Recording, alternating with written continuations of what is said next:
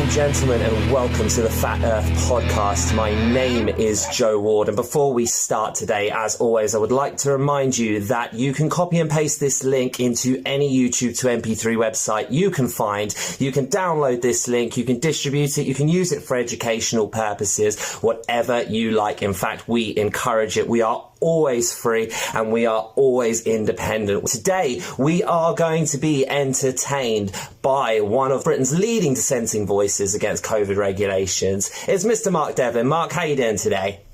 All right, mate. I don't know about entertained, but I'm here either way anyway.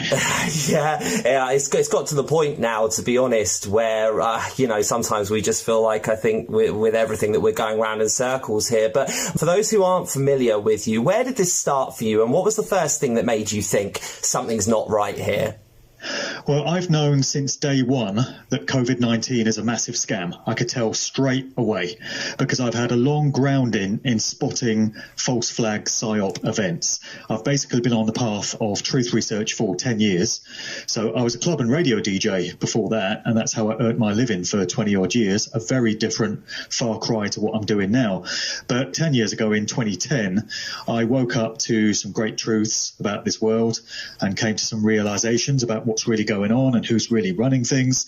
And I threw myself into research, first off, into how this plays out in the corporate music industry and the entertainment industry generally. I wanted to know how those institutions were used for mind control and societal programming and subliminal messaging and social engineering. And they are, big time. And I documented my findings in 2 books that I put out called Musical Truth, Volumes 1 and 2. And through my research into various things that go on in the world, leaving behind all mainstream sources because they're all controlled, it's all mind control. I look at alternative methods of gaining information, a very eclectic array of sources. Part of that involved looking at these false flag terror events that we've had over the years. So I doubt there's been a genuine terror event that's just happened randomly, organically for many, many years, if any of them ever have been. Certainly the ones in recent years involving ISIS or IS or Daesh or whatever the hell they're calling themselves these days have all been contrived. I think what we've seen is a combination of events where, unfortunately, people do seem to die, but they're always embellished with some kind of fictional elements, and they always put some crisis actors in there, and they always falsify various aspects of it to completely confound and confuse conspiracy researchers. And then there are other events which are completely fabricated. No one dies. It always involves actors. And through looking at many of these, I've learned to spot the signs, the tactics, all the calling cards, all the methods that are used. And so when this COVID scam came along, I knew that it was another one of these just on a massive scale, a worldwide scale involving everyone. And so we're about 8.5 months deep into this now, and it's been so frustrating for me to know every single one of those days that we're all being taken for a ride, we're all being hoaxed, we're all being put on big time, and yet the vast, overwhelming majority of people don't see it that way. They're still believing what the mainstream media tells them, even with their track record of lying every time they open their mouths. The very reason for the mainstream media to be there is to lie and mind control people. And the same goes for government spokespeople. What the hell are people doing trusting a word that comes out of the mouth of Boris Johnson or Matt Hancock or Chris Whitty? Really, come on. And so, yeah, it's a major source of frustration for those of us that know better, seeing people going along with their own enslavement and cooperating with what is an agenda of tyranny, all under the guise of a fake pandemic which does not exist, a virus which may or may not exist, but if it does, its impact is so minimal that it doesn't justify in any way even a fraction of the measures that have been introduced in its wake. It's one massive scamdemic. That's it, Mark. The way that we've kind of been referring to it here on the podcast is almost like putting the chains on yourself. I've said it a few times. It's almost like they didn't need to write. Of course, we know that they're going to take away our freedoms and they're going to write into law because we've been studying this for years. But people see these things as like such big coincidences. And when I say putting the chains on yourself, it's like they didn't need to make masks mandatory straight away. They didn't need to make social distancing mandatory straight away because they knew if they told people that it would help them, people would self-police. And in most industries, the symbolism, that sort of gritty undertone is almost kind of hidden. In the music industry, it isn't. It's almost out in your face, isn't it? Yeah, people have been learning to spot the signs as well, because there's a lot of websites now, there's a lot of YouTube videos, there's a lot of information out there, not just through my books, but through many of the other researchers that inspired me. Vigilant Citizen is a great resource for all of that. And I think people are really learning to spot all these signs and symbols and sigils that are going into music videos and record promo sleeves and promotional photos and all this kind of thing. But I really wonder where the music industry is going to go from here, because there's not been one this year. The COVID agenda has affected so many other walks of life and so many other institutions. And we've had professional musicians bemoaning the fact that the industry just seems to have completely died. There have been no live shows this year, no opportunity for artists to go on tour and do gigs. There's no TV shows promoting new music. There's just no life and soul to the music industry anymore. And it makes me worry that they're actually done with it, that the controllers feel they've taken this whole thing as far as they can go in terms of the subliminal effect that it can have on people, particularly young people. And they feel it's a done deal. I really don't know where things are going to go from here. It just depends what the fallout is from this whole COVID situation. I mean, I'm holding out some hope and some optimism for things turning around as we head into 2021. Kind of have to, really, because if I wallow in the doom and gloom for too long, I'm not going to be here for too long. So, but I am seeing some encouraging signs that things are about to turn around. And it was only a matter of time before the wheels completely fell off this scamdemic and it started to fall apart at the seams. We're definitely seeing that now. It's taken long enough. I mean, as you say, people have been cooperating and acquiescing for so long, and it's just been so depressing to see people doing exactly what they're told with no kind of pushback or no kind of resistance at all. There have been small pockets of it. These protest events are growing in size. More and more people are feeling compelled to take it to the streets and let it be known how they feel about things. But for God's sake, it's taken long enough to get us to this stage where there's even that minimal pushback. But I'm hopeful that it's going to gather momentum now and it's going to snowball exponentially. We're not going to go back to the way things were. So it's just a question of what things look like in the future now. There have been artists speaking out about this, and the most crazy thing, we talked about it with when Right Said Fred came on the podcast. When you're signed to one of these kind of major labels or one of these big, big marketing agencies, they kind of come along, and it's very easy for these things, even if you are part of the symbolism and you are part of the so-called, the meat grinding kind of process, it's very easy to just see things as a coincidence and just let things pass you by. And one of the most irritating things is those people who kind of sit by and go, yeah, I don't trust Boris Johnson, I don't trust Matt Hancock, I don't trust the BBC, I don't trust the Sun, but I'm going to comply with COVID regulations because it's not worth the hassle. What would you say to those people, Mark? Why do they need to stop acquiescing now? Well, because they are helping to remove the rights and freedoms, the natural-born, God-given rights and freedoms, not just of themselves, but of other people.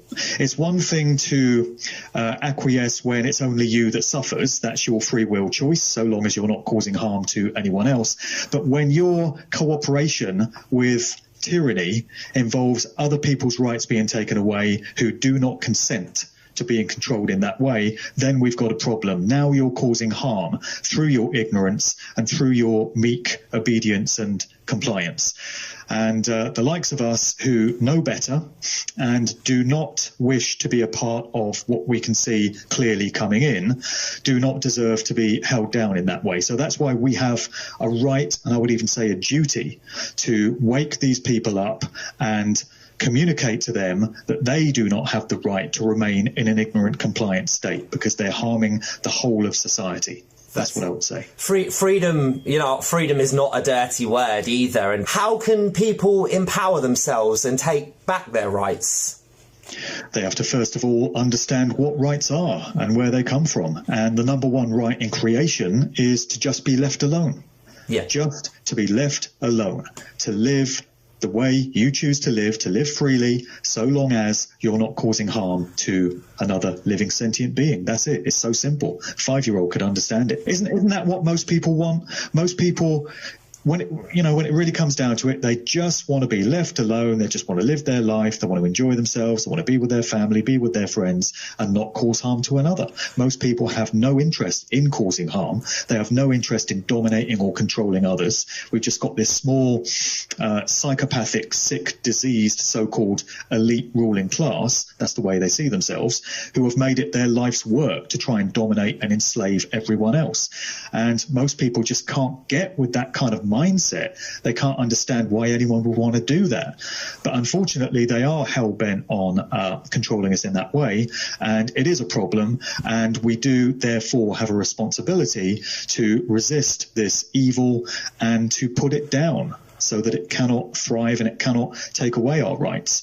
And it's not going to go away by itself. These people don't stop when you politely ask them to. They've got to be made to stop. Yes. And the best way they can be made to stop is if we collectively in our mass numbers refuse to cooperate with what they're trying to do to us. The minute we all come together and say, we're not having it, we're not doing it, what you're going to do now, there goes their agenda, because there aren't enough of them to enforce it. That's why they put their foot soldiers out there in the police and the military to enforce their rules and regulations for them, because they certainly aren't capable of doing it themselves. And that's another thing, these police that are breaking up these protest events, that are shutting down people's businesses and their opportunity to make a livelihood, that are fining people for not wearing masks and not distancing, all this straight madness, absolute insanity, the way we're living now. If you told people a year ago that this would be society in 2020, they wouldn't have believed you. They'd say it sounds like a bad movie plot. And yet here it is. So what are these police thinking, enforcing this insanity? Because they're doing it to themselves and their own families. They've got children that are going to have to grow up in this absolute Orwellian nightmare dystopia that they're helping to bring in. Yeah. So the police have a lot of soul searching to do and a lot of questions to ask themselves about what their role is in all of this. Well, I think a lot of them as well don't understand that they have a human right. If your boss, it doesn't matter what job you're in, if your boss turns around to you and asks you to do something that is against your conscience, you have every single human right to turn around and say, no, there isn't a jail in this country big enough for all of us. And it's just sad that people seem to forget that. And yet I do think,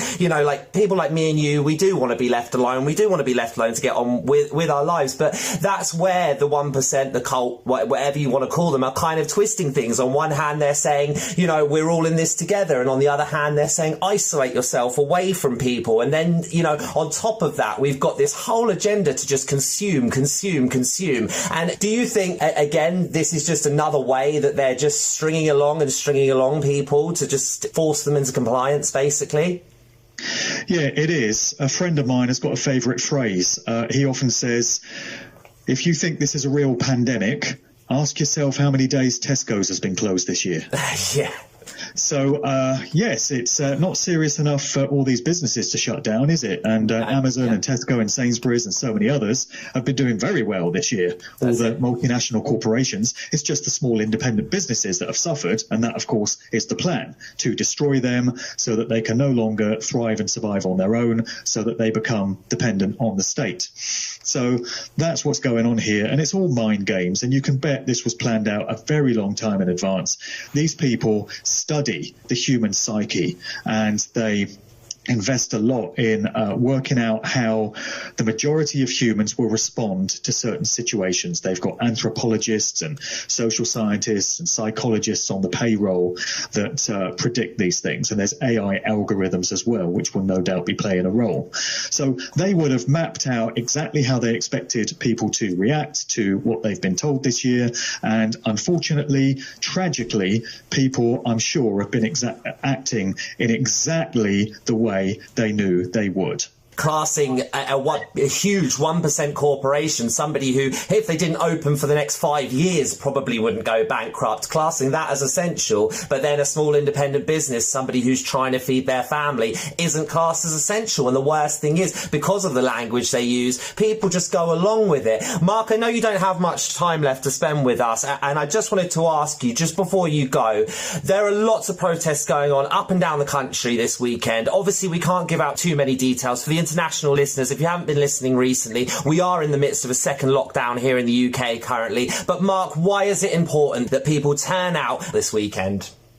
Well, people argue that there's no value to protest events, and I disagree, because they are a visual statement that people can make, that there are some of us that do not consent to what's being done. There are some of us that are not buying the lie. There are some of us that respect our dignity and our freedom and our rights, and we're prepared to go out there and demonstrate this. These events have been growing in number over the weeks. We're in the winter months now, where it's not the most pleasant to be outside. But it is still important to turn out and add to the numbers and add your voice to the sound of the crowd at these things, because it sends that very clear signal to anyone that's watching, whether it be the police and the powers that be, or whether it be passers-by. It might just be regular shoppers scurrying about in their masks, and they happen to notice that this event is going on. They're going to be reading the billboards, reading the placards. It might just sow a little seed in their mind. It might just make them think. It might just be that catalytic moment for them where they think, yeah, I've been wondering, why this doesn't seem to make sense, what's being done to us this year. These people seem to have some answers. It might just be that one event that turns some hearts and minds and souls over onto the side of truth, because we need all the people we can get right now, giving some pushback, giving some resistance, challenging the official narrative, because this situation isn't going away until we make it go away. That's why it's important. That's it. Mark, where can we find you on social media, and where can we find your stuff? Well, I've got a one-stop shop website, which is called djmarkdevlin.com. So there's links there to all my videos and all my podcasts and everything else. On YouTube, people can find me under the channel Mark Devlin TV. So I've got a whole load of videos there. I do a new one every weekend where I just give my thoughts and reflections on current events. I'm really putting a positive, uplifting slant on things lately as well, because I've wallowed in the doom and gloom and the darkness for too long this year, and I don't want to be doing that anymore. I'll leave that to others. There's plenty of them out there. I'm trying to inspire and uplift people and give them reasons for optimism, because I do feel we've turned a corner.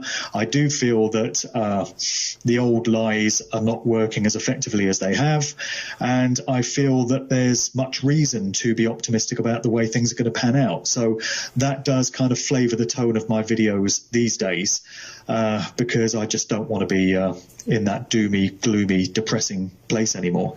And I do see some reason for having some hope that we can turn this whole situation around to our advantage. And we're going to do that in 2021. Mark, thanks for being here with us today, and thank you for your time. We really appreciate it.